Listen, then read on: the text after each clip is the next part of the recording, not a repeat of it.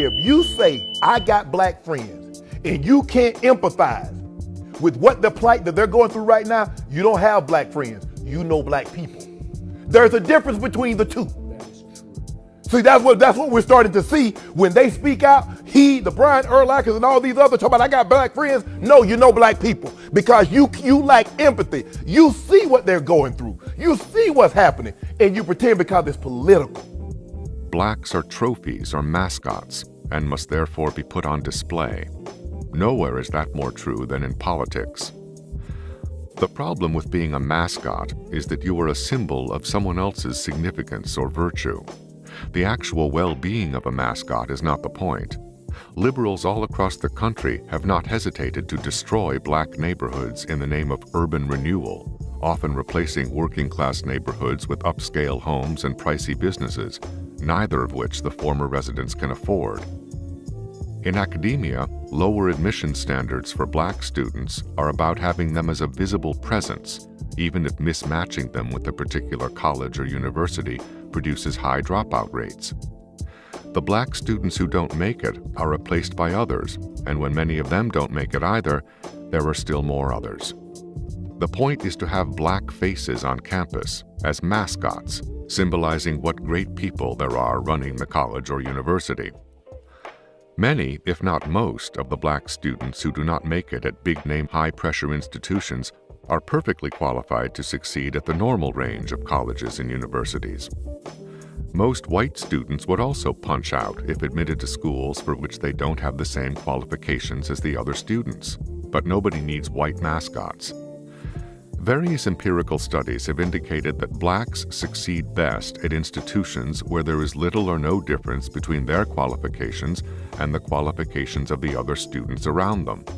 This is not rocket science, but it is amazing how much effort and cleverness have gone into denying the obvious. A study by Professor Richard Sander of the UCLA Law School suggests that there may be fewer black lawyers as a result of affirmative action admissions to law schools that are a mismatch for the individuals admitted. Leaping to the defense of black criminals is another common practice among liberals who need black mascots. Most of the crimes committed by black criminals are committed against other blacks, but again, the actual well-being of mascots is not the point. Politicians who use blacks as mascots do not hesitate to throw blacks to the wolves for the benefit of the teachers' unions, the green zealots whose restrictions make housing unaffordable, or people who keep low-priced stores like Walmart out of their cities. Using human beings as mascots is not idealism. It is self-aggrandizement that is ugly in both its concept and its consequences. All human beings are so fallible and flawed that to exempt any category of people from criticism is not a blessing, but a curse. The intelligentsia have inflicted that curse on blacks. So to my people, if you are like me and you have taken up the potential experience of having white friends, and not just like coworkers, not just casual acquaintances, but like real, deep, meaningful friendships, for your safety, for your mental health, for your emotional well-being, you need to be aware of their politic. I'm not saying every single one of your friends has to be a race traitor or anti-racist. I'm just saying when you choose them, you have to be aware of who they are and what their beliefs are and how they practice those beliefs. Because if they haven't committed themselves to being anti-racist in their everyday life, that's going to find you some way, somehow. Whether it's silence on issues that black people face, whether it's microaggressions that they don't know about, it's gonna catch up to you. So you gotta choose what you're willing to tolerate, choose what you're willing to accept. But you don't get to place that on other people, especially other black people. Just thought I would share. The way I could dominate the sound is actually so sad and insane, but here's one story time of how me and this girl right here fell out, and she left me alone in New York City with a $700 hotel ticket, and I found out was telling people about something that rhymes with sexual assault. It was ride or die for this person, never did anything wrong to them. We were friends for almost like 2-3 years and we were in the same sorority. So boom, she gets a plane ticket to New York for New Year's Eve as a gift from her parents for Christmas, and she's supposed to stay with someone we're both friends with, but her more so than me. But she's telling everyone and their mom, including myself, how much she wishes I would go. She wishes I was coming. She wishes I was going to be there. So I'm like, okay, fine. I'm not doing anything for New Year's Eve. I have nothing going on. Why not? So me and the mutual friend get together and we plan like a surprise for her for me to show up, because she's literally telling everybody she wants me to go. I shell out like a $700 ticket 3 days before Christmas and before New Year's to go to New York to surprise her. To New York, to my mutual friend's house, I surprised her. Everything is really good for like the first day or so until we get to a concert. I think it was a Zed concert. After the concert, the mutual friend's mom comes and picks us up, and she was the one mostly kind of driving us around. So she comes and picks us up at the concert, and as her and I are sitting in the back seat, she slides over to me her phone and she wrote her notes app that our mutual friend's mom, who is currently driving, has been drinking, and she's currently drinking and driving. So I'm like, no. I'm basically kind of panicking because driving in New York is already crazy, but driving while drinking in New York, and also I just felt a little some type of way, because why would you drink and drive, not just with your own kid, but also with other people's children in your car? I asked her if she's sure about this. She said, yeah, girl, I'm sure. She's done this before. She's been doing this entire trip. I'm like, girl, what? Why wouldn't you tell me this? Like, this is just putting both of our lives in danger. Like, what is going on? Through this entire time, we are not speaking in the backseat. I'm showing her my notes app. She's showing me her notes app, and that's how we're communicating. Then and there, we start planning how to get into the city, get a hotel, and get out of the mutual friend's house, because we're not about to keep getting in the car with someone who is drinking and driving, and she's the one who's mostly driving us around the city. Found a hotel in the city. My aunt works at a hotel chain, the same exact hotel chain, so she's able to get us a discount, and I tell her that she should let her parents know where we're going, because her parents kind of planned this whole thing and I don't want them to not know where she is. So I see her visually send the information to her mother. This is important. I card down. Let our mutual friend know like the next day that we booked this hotel in the city. Not that it was because her mom was drinking and driving, but just because we like wanted to be in the city, and like she's welcome to come at any time. She's like, I don't have any money to give you guys to the hotel room. I'm like, it's all good, it's fine. Time to go to the hotel. Jesus lover over here lets me know that she's not going to be able to come on that first day. She's going to come the day after. I'm a little irritated because I'm going from Long Island to the city, and I've never been to the city before, so now I have to figure out a way to get to the city by myself. We just left. She just told me literally the day before we were supposed to check into our hotel that she's not going to be able to check in with me. So I'm a little bit annoyed, but I'm just like, okay, fine. And also the whole arrangement with the hotel is that she was only going to be able to pay for the days that she stayed. So that was completely fair. I think I was supposed to stay like an extra day or something like that. A friend of our mutual friend ended up actually taking me from Long Island to the city. Really nice guy, and the ride was like super smooth. I get to the hotel, I FaceTime her, I show her the hotel room. She makes plans with me to come to the hotel with our mutual friend so we could have dinner, because we were supposed to go see like the Nutcracker or something like that. I'm like, okay girl, cool, I'm just gonna wait here for you guys because it's like right around dinner time almost. I'm not gonna eat or anything. I'm not gonna go explore or anything. I'm just gonna sit here. I'm gonna wait for you guys because you're supposed to be here in like 2 to 3 hours. Also, remember, I have never been to New York City before, so I did not want to go wandering about by myself. Also, she just made plans with me to go like skating and then to the Nutcracker and then like to dinner. So she never shows up to the plans that she made with me to go skating and have dinner at all. Nothing. She doesn't text me until like 7 p.m. when it's time to actually go see like the Nutcracker, or like the ballet show that it has here in New York. And then I meet her at the show. Get to the show, I'm already a little bit irritated, but it makes me even more irritated when I see her because she was supposed to come to the hotel that night. She told me she's coming, but she has no bags with her. So I knew like her patterns from being friends with her for so long, because she was a flake. And I was like, oh, she's doing it to me right now. That's actually crazy. And it was upsetting to me because we've been friends for so long, and instead of just being upfront and honest with me that she wasn't going to come to the hotel, she was just being completely dishonest and just flaking and just feeding me lies. After the show, I leave. I go back to my hotel. I'm irritated, but I'm like, okay, I'm just going to make a plan for what I want to do in the city and just go out by myself.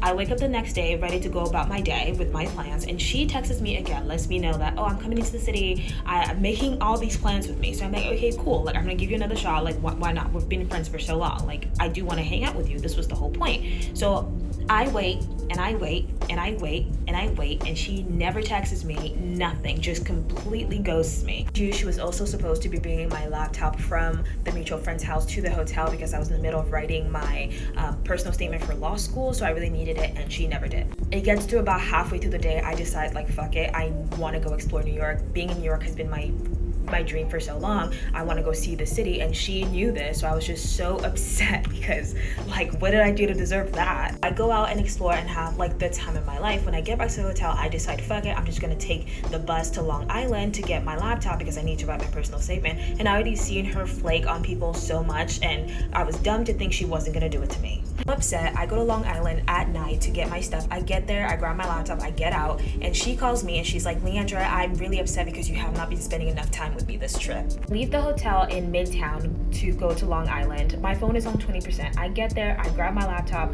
she's there, the mutual friend is there with her other friends. I say hi, grab my shit, and I get out. I go back to the bus stop. At this point, it's like 11:30 at night. My phone is like on 10%. So I get a call from Miss Jesus Love over here, and she's like, Leandra, I'm really upset. Like, this trip was supposed to be us spending time together, and you're not spending any time with me. Immediately, I'm enraged. Immediately. So I start going in on her immediately at this bus stop in Long Island. Like, what are you talking about? You've been making plans with me this entire trip for 2 days now. You've stood me up, no communication, nothing. You've wasted my time here. And she starts crying, talking about, this is all that I can do. It's all that I can do. It's like, it's all that I can give. I'm like, what are you talking about? Like, at that point, I just wasn't dealing with it. She's always been a highly emotional person, and at this point, I realized that she was just using it to get out of me being upset, rightfully upset with her for her acting completely just weird. So I'm like, I'm not about to deal with your tears right now. I do not feel sorry for you. I'm not asking you to do anything out of the ordinary other than being like nice to me. We've been friends for 2-something years, and you have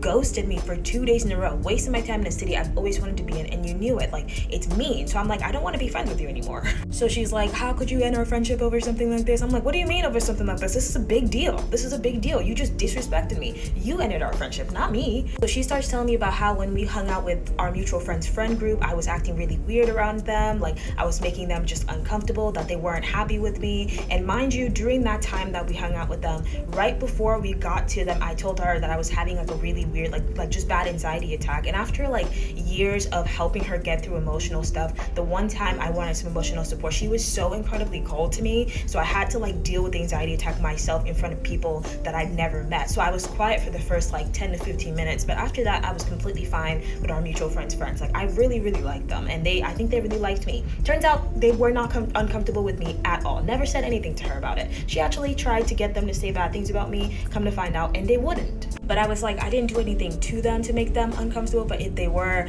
that's still not a reason for you to keep treating me like this. And then she's like, oh, when we were at the Zed concert, you said something weird to me. You said that if you didn't come on this trip, I would not have had a good time without you. And I was like, girl, no, I did not say that. At the concert, I literally fought my way to the front to get her there because she liked Zed so much. And while we were there, I was like, I'm so happy to be here with you, to enjoy this in the city with you. And I told her I was happy that she had another person there because I remembered she had told me some bad stories about being at our mutual friend's house last time she was there and feeling like trapped because our mutual friend and her mom always went at it, and she was scared of our mutual friend's mom because she was like a drinker or just very problematic. So I'm like, I didn't say that. It's completely out of character. She agrees that it is out of character. So I'm like, you could have just communicated. Bye. Immediately, I start feeling like I want to crawl out of my skin because not only was I already violated, obviously without my consent, but I trusted her and told her in confidence, and then she went and just told people like it was just some regular old thing to gossip about, which is not, further violating me. So I'm upset. I ended up like going over to her dorm to try and tell her to stop telling people about my assault because that's just not cool.